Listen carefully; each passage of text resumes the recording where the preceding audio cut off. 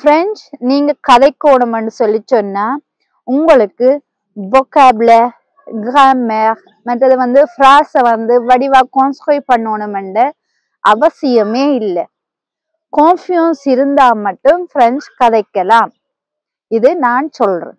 நீங்களும் கான்ஃபிடன்ஸ் மட்டும் இருந்தா French கதைக்கலாம்னு சொல்லி சொன்னீங்கன்னு சொன்னா yes and comment பண்ணுங்க. இல்ல கான்ஃபிடன்ஸ் தேவையில்லை, ஃப்ரெஞ்சை ஃபுல்லாவே படிச்சுதான் கதைக்கணும்னு சொல்லி நீங்க நினைச்சீங்கன்னு சொன்னா நோன்னு சொல்லி கமெண்ட் பண்ணுங்க. நானே இன்றைக்கு இந்த தலைப்புல உங்களுக்கு வீடியோ செய்யறேன்னு சொல்லி சொன்னா எனக்கு வந்து நான் சுவிஸ் வந்த காலத்துல வந்து எந்த ப்ரொஃபஸர் சொன்ன கான்ஃபிடன்ஸ் சம்பந்தமா ஒரு சின்ன ஒரு விஷயம் சொன்னவா அதையும் உங்களோட ஷேர் பண்றதுக்கு, அதை விட இப்ப நான் கூது போன்ஸே கொடுக்க எந்த கிளாஸ்ல நடந்த சம்பவத்தையும் பற்றி நான் உங்களோட ஷேர் பண்ணத்தான் இந்த வீடியோ உங்களுக்கு நான் சொல்றேன். இது வந்து உங்களுக்கு ஒரு வேற ஒரு மொழி கதைக்கிறதுக்கு வந்து ஒரு மோட்டிவேஷனா இருக்கு. அதுக்காகத்தான் நான் இந்த வீடியோவை உங்களுக்கு நான் செய்யறேன். சரியா? அதை விட இன்றைக்கு நான் என்ன சொல்ல போறேன்னு சொன்னா A1க்குரிய கோர்ஸ் வந்து ரெடி ஆயிட்டு நான் அதை எப்போ லான்ச் பண்றேன்னு சொல்லி உங்களுக்கு அடுத்த கிழமை வர வீடியோவில் நான் உங்களுக்கு சொல்றேன். சரியா? இப்போ வாங்க போவோம். இந்த கான்ஃபிடன்ஸுக்கும் ஃப்ரெஞ்ச் கதைக்கிறதுக்கும் என்ன சம்பந்தம்னு சொல்லி பார்ப்போம். கான்ஃபிடன்ஸ்ன்னு சொன்னா கான்ஃபிடென்ட். சரி, ஒரு தன்னம்பிக்கையா கதைக்கணும். சரியா? வாங்க இப்ப எந்த ப்ரொஃபஸர் வந்து என்ன ஒரு சின்ன ஸ்டோரி சொன்னவான்னு நான் சொல்றேன். சரியா? ஒரு வேலை செய்யற இடத்துல நல்ல பிரெஞ்சு கதைக்க தெரிஞ்சால் நல்ல vocabulary போடுவார், நல்ல ஃப்ராஸ் எல்லாம் வடிவா அமைச்சு கதைப்பார். ஆனா அவருக்கு வந்து கான்ஃபிடன்ஸ் வந்து குறைவாத்தான் இருக்கு. சரி, அவர்கிட்ட கார் வந்து பழுதா போயிட்டு நாளைக்கு வேலைக்கு வர மாட்டேன் என்றதை வந்து பத்கிட்ட போய் என்னன்னு சொல்லுவேருன்னு சொல்லி பார்ப்போம். சரியா? Bonjour monsieur, je suis désolé, demain je ne pourrai pas venir au travail car ma voiture est en panne. Je suis vraiment désolé. சரியா? இந்த இவர் சொன்ன ஃப்ராஸ் வந்து பெர்ஃபெக்டான ஃப்ராஸ். நீங்க எழுதுனீங்கன்னு சொன்னா அவ்வளவு அழகா இருக்கும், எந்த பிள்ளையுமே கண்டுபிடிக்க இயலாது. சரியா? இப்படி ஒரு கான்ஃபிடன்ஸ் குறைவான இருக்கிறாள் சொல்ற தண்ட பத்திரம்ட்டு போய் சொல்ற. சரியோ? நீங்க யோசிக்கலாம், என்ன சரியா தானே சொல்றார், பொறுங்க, நான் அதுக்கு பிறகு கான்ஃபிடன்ஸ் இல்லாத ஆள் என்னன்னு சொன்னவர்ன்னு சொல்லிட்டு உங்களுக்கு நான் விளக்கம் தாரேன். சரியா? பிறகு இதே விஷயத்த கான்ஃபிடன்ஸ் நல்லா நிறைய கான்ஃபிடன்ஸ் இருக்கிறாள், அதை விட அவருக்கு வடிவா ஃப்ராஸ் அமைக்க தெரியாது, vocabulary தெரியாது, என்னண்டு தண்ட பத்திரம்ட்ட போய் சொல்றாருன்னு சொல்லி பார்ப்போம். சரியா? Bonjour monsieur, moi désolé, demain je pas possible venir travailler car ma voiture en panne. பாத்தீங்களா? ரெண்டும் ஒரே விஷயம்தான். ஆனா கான்ஃபிடன்ஸ் இல்லாதவருக்கும் கான்ஃபிடன்ஸ் இருக்கிறவருக்கும் உள்ள வித்தியாசத்தை இப்ப நாங்க பார்ப்போம். இதே நான் எனக்கு எந்த ப்ரொஃபஸர் சொன்னவான்னு சொல்லி சொன்னா, இது வந்து இப்ப நீங்க நல்ல வடிவா ஃப்ராஸ் அமைக்கணும், vocabulary சரியா போடணும்னு யோசிச்சு ஒரு விஷயத்த நீங்க அதை எக்ஸ்பிளைன் பண்ண போறீங்கன்னு சொல்லி சொன்னா முன்னுக்கு இருக்கிற ஆளுக்கு நீங்க யோசிச்சு ஒவ்வொரு ஃப்ராஸா நீங்க கன்ஸ்ட்ரக்ட் பண்ண மாட்டோம், அவருக்கு டைம் இருக்காது. ஏன், நானே உங்களுக்கு ஜோதிச்சு ஒரு ஃப்ராஸா சொன்னா அதை கேட்கிற டைம் வந்து உங்களுக்கு இல்லை. அப்ப அவர் வந்து உங்களோட கூது போன்ஸ் கிராமர் ஃப்ராஸ்களை செக் பண்ண போறாள் இல்லை. அவருக்கு தேவை நீங்க என்ன விஷயம் சொல்ல வாரீங்கன்னு சொல்லி.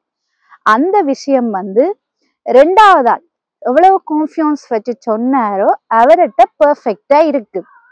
இதுக்குத்தான் எங்களோட ப்ரொஃபஸர் சொன்னவா கதைக்கிறதுக்கு வந்து எப்பவுமே விஷயங்கள் நிறைய vocabulary அதை தேர்றதை காட்டி கான்ஃபிடன்ஸ் இருக்கணும்.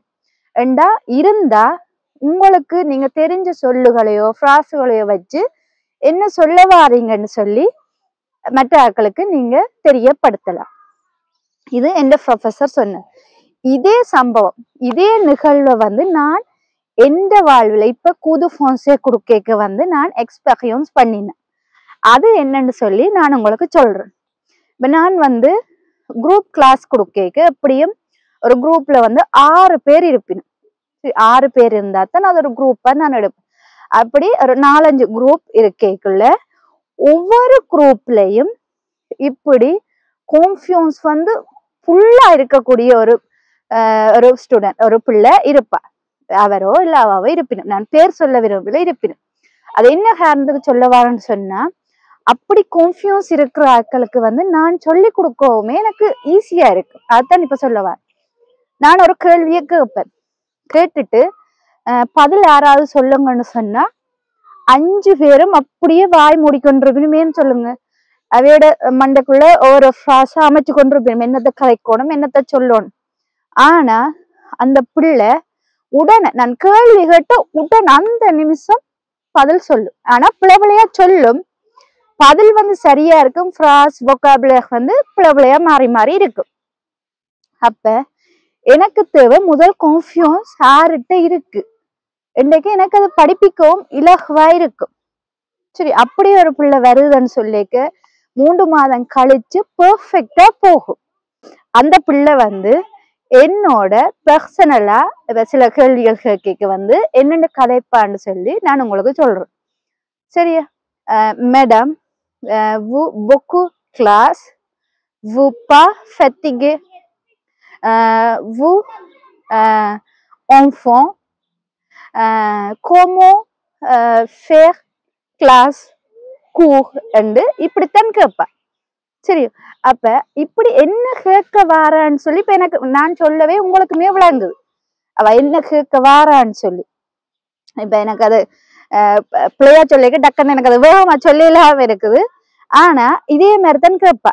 உங்களுக்கு நிறைய கிளாஸ் கொடுக்குறீங்க, பிள்ளைகள் இருக்கணும், கஷ்டமா இல்லையா, ஃபத்திக்கா இல்லையா, எப்படி கொடுக்குறீங்க, இதேதான் வட்டிவா, ஒரு பதட்டம் இருக்காது முகத்துல, ஒரு வாயில வந்து ஒரு தளம்பல் இருக்காது, அவ்வளவு கான்பிடென்டா இருப்பா. எனக்கு அது அவ்வளவு பிடிச்சிருக்கு. ஏன்னு சொல்லுங்க, இப்படி கதைக்கிற பிள்ளை 3 மாதம் கழிச்சு பெர்ஃபெக்டா கதைக்கக்கூடிய மாதிரி வரும்.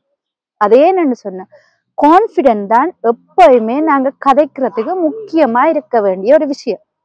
அதால இப்ப நான் இப்படியே இப்ப திருப்பி சொல்லி கொடுக்க அந்த பிள்ளை உடனே பிடிச்சிடும். இதே வந்து கான்பிடென்ஸ் இல்லாதால் கொப்பில எழுதி வைக்கிறதோ இல்ல புத்தகத்தை பார்த்து படிக்கிறதோ அவையிட்ட நான் எப்படித்தான் சொல்லி கொடுத்தாலும் அவையோட வாயில இருந்து வரப்போறது இல்லை. இதுதான் கான்பிடென்ஸ் என்றது நாங்க பிரெஞ்சை கதைக்கிறதுக்கு எவ்வளவு முக்கியம்ன்றதுக்கு உதாரணம். எந்த ப்ரொஃபசர் சொல்லிக்க வந்து எனக்கு விளங்கல. இப்ப நான் ஓகே அதுக்கேற்ற மாதிரி கதைச்சினான். இப்ப எனக்கு அது வந்து கண்கூடாக இப்ப நானே அதை எக்ஸ்பீரியன்ஸ் பண்ணிக்க வந்து எனக்கு அந்த அதோட முக்கியம் எவ்வளவு வந்து அப்ப ப்ரொஃபசர் சொல்லிக்க விளங்குது, இப்ப விளங்குது.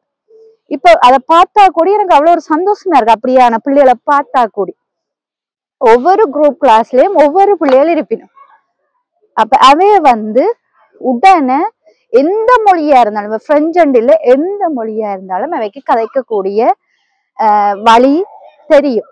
என்னன்னு சொன்னா அவைகிட்ட ஏற்கனவே இருக்குது. இதாலதான் நான் உங்களுக்கு சொல்றேன், நீங்க பெர்ஃபெக்டா பிரெஞ்ச ஃபுல்லா படிக்கணும், இல்ல ஃபுல்லா எல்லாம் தெரிஞ்சிருக்கணும், வடிவா கான்சன்ட்ரேட் பண்ணணும் என்று எதுவுமே நீங்க யோசிக்காம முதல் உங்களுக்கு என்ன தெரியுமோ அதை வச்சு கதைக்க பழகுங்க, கதைங்க. நீங்க என்ன சொல்ல வாரீங்கன்றதை எக்ஸ்பிளைமே பண்ணுங்க, அதுதான் முக்கியம். இப்படி நீங்க செய்தீங்கன்றாலே நீங்க பிரெஞ்சை வந்து ஈஸியா படிக்கலாம். உங்களுக்கு என்னட்ட பிரெஞ்சு படிக்க விருப்பம்னு சொல்லி சொன்னா என்ன மெயில் அட்ரஸுக்கு மெயில் அனுப்புங்க. முக்கியமா பிரெஞ்சு கதைக்கிறதுக்கு, அதுவும் ஃபுல்லா கான்ஃபிடன்ஸோட பிரெஞ்சு கதைக்கிறதுக்கு.